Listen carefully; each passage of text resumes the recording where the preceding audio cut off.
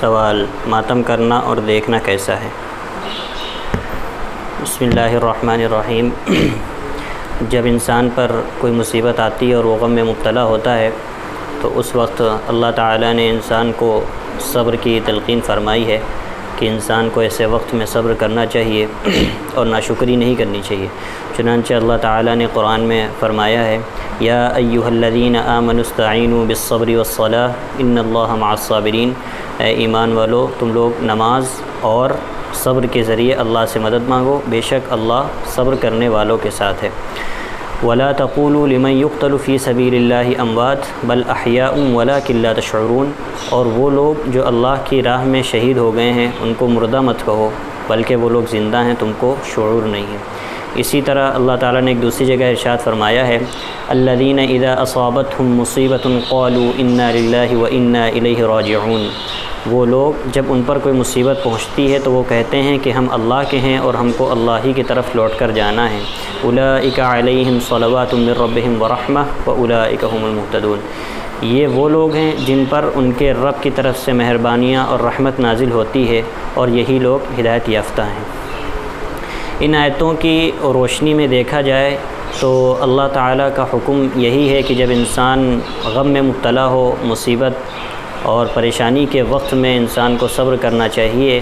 साल के तौर पे अगर वालिदैन की वफ़ात हो जाए या बच्चे की वफ़ात हो जाए या किसी तरह हादसे का कोई शिकार हो जाए, इसी तरह और दीगर मुसीबतें हैं और परेशानियां हैं कि जब इंसान उसमें परेशान हो, उसमें मुब्तला हो, तो उस वक्त इंसान को सब्र करना चाहिए। अल्लाह ताला का हुक्म यही है कि इंसान ऐसे वक्त में सब्र के साथ काम ले और अल्लाह ताला से रुजू करे। और इन जो मुरव्वजा जो मातम है, जो इंसान अपने ऊपर जुल्म करता है, ये भी इन आयतों के हुक्म के ख़िलाफ़ है। इन आयतों में जो सब्र का हुक्म है, इस सब्र के हुक्म के ख़िलाफ़ है, इंसान अपने ऊपर जुल्म करता है। और हदीस के भी ख़िलाफ़ है। हदीस में है कि आप सल्लल्लाहु अलैहि वसल्लम ने इरशाद फरमाया, बुखारी शरीफ की रिवायत है, किताबुल जनाइज़ में मनक़ूल है। हज़रत अब्दुल्लाह बिन मसऊद रज़ियल्लाहु तआला अन्हु से रिवायत है, वो फरमाते हैं कि रसूलुल्लाह सल्लल्लाहु अलैहि वसल्लम ने इरशाद फरमाया, जो शख्स अपने रुखसार को पीटता है यानी अपने गालों को मारता है और अपने गिरेबान को चाक करता है और इसी तरह दौरे जाहिलियत की तरह चीखो पुकार करता है, तो वो हम में से नहीं। इस हदीस में साफ़ वाज़ेह अल्फाज में ये बताया गया है कि इंसान को अपने रुखसार गाल वग़ैरह को पीटना नहीं चाहिए। गांव वग़ैरह में जाओ, देहात में, और जहाँ जाहिलियत ज़्यादा आम है वहाँ पर जाओ तो ये सब तरीक़े पाए जाते हैं, जहाँ इंसान कोई मुसीबत आई छोटी से छोटी तो वो अपने सर को पीटने लगता है, अपने गालों को मारता है, अपने गिरेबान को चाक कर देता है। इसी तरह औरतें होती हैं, वो चूड़ियाँ वग़ैरह अपनी तोड़ने लगती हैं। तो ये सब गम में मुब्तला होने के वक्त में ये सब करना बिल्कुल जायज़ नहीं है, क्योंकि ये सब आयतें जो अल्लाह ताला ने सब्र की नाजिल फरमाई हैं उनके ख़िलाफ़ है।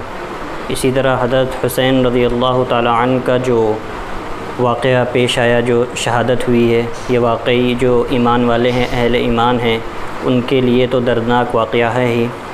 तो इससे सबक ये हासिल करना है इस वाक़े से कि सामने चाहे जितना बड़ा ज़ालिम बादशाह हो या चाहे जितने बड़े जाबिर हुक्मरान हों या कैसी भी मुसीबत और परेशानी हो और जिस हाल में भी हों, उस हाल में अल्लाह ताला का जो हुक्म है उसकी नाफरमानी नहीं करनी चाहिए। निज सर कलम हो जाए लेकिन सर सजदे में ज़रूर झुके। हज़रत हुसैन रज़ियल्लाहु ताला अन्हु ने अपना सर तो कलम कर दिया लेकिन मैदान करबला में नमाज नहीं छोड़ी।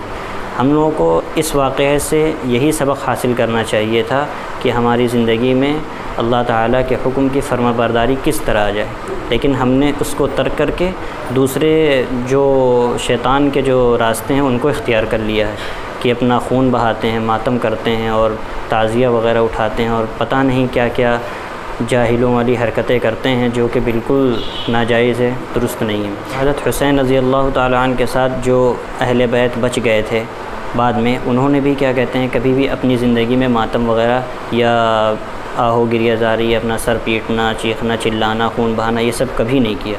ये तो शैतान के बाद में राइज करदा तरीक़े हैं जिनको उम्मत ने अपना लिया है और गुमराही के दलदल में जा फंसे हैं। इसलिए ऐसे रास्ते को तर्क करना चाहिए और अहले हक़ के रास्ते पर चलना चाहिए।